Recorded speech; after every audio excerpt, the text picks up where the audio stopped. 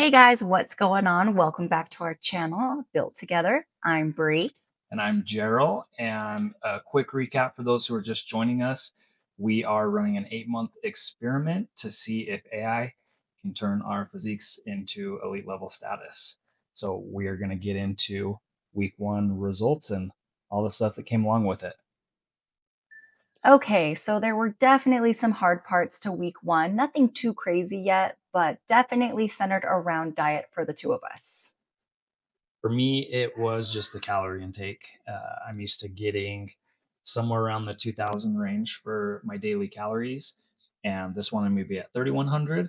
I was able to get in like 2600 a day last week, and I just felt so full and bloated. So I didn't want to push it, but it also allows my body to adjust a little bit slower so I don't put on fat. So by week two, I'm going to get up to that 3100.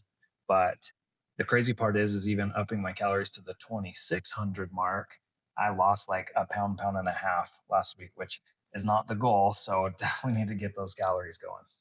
Yeah.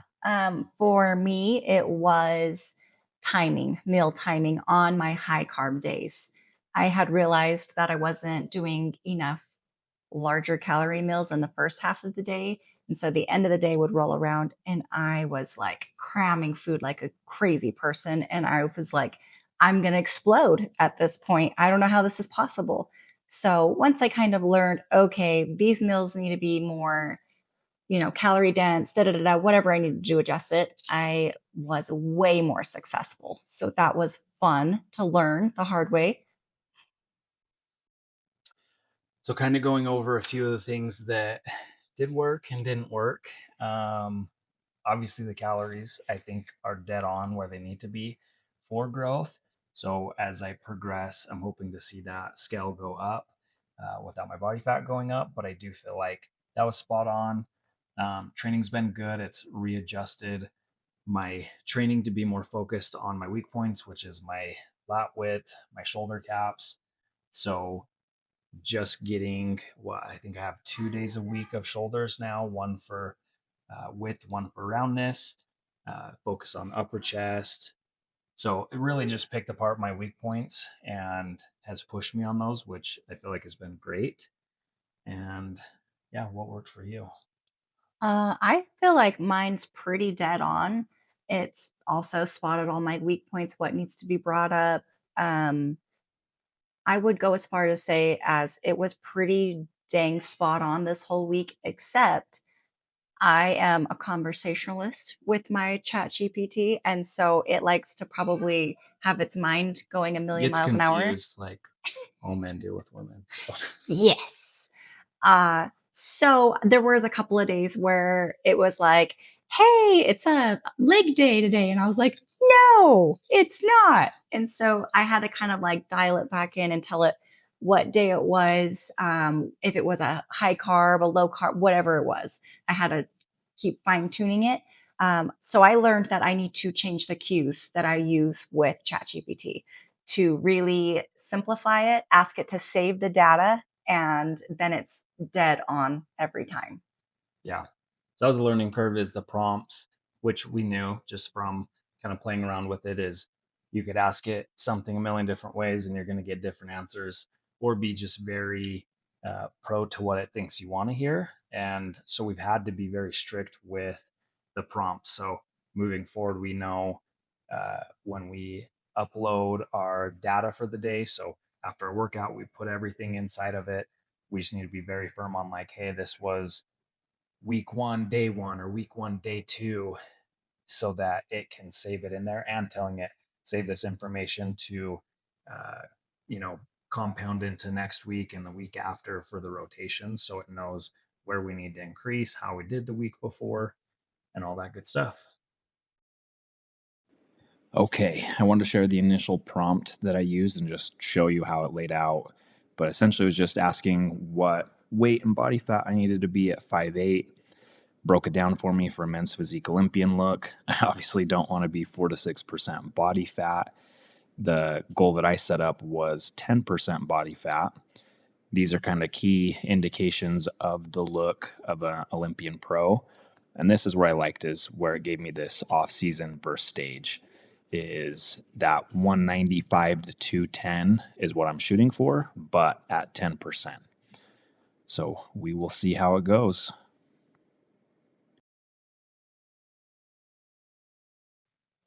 All right, guys. So mine looks a little different, pretty similar, but different. I gave it early context, things like my weight, my height. I also sent it over photos, and it was able to tell me the things that it saw I was lacking for a wellness competitor, and things that I had a good base on for my time in the gym currently. So it just went through and it did a pose by pose full assessment. It was pretty dead on, I would say. There were a lot of things I would have absolutely agreed with on it, so that was really good to hear and motivating for the start as well. Um, it also just went through and told me the different amount of muscle that I should be putting on in these time frames and how it goes about it to get me to these levels.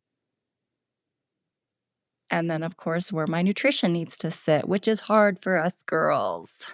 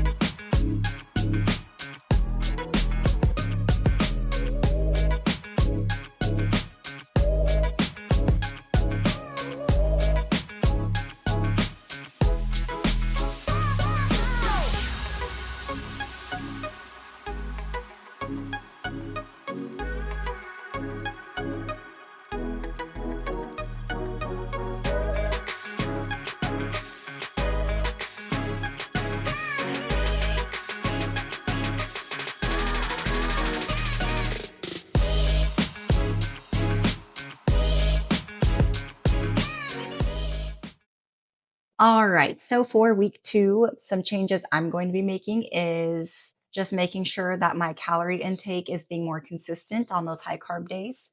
I'm definitely going to be changing my rest days.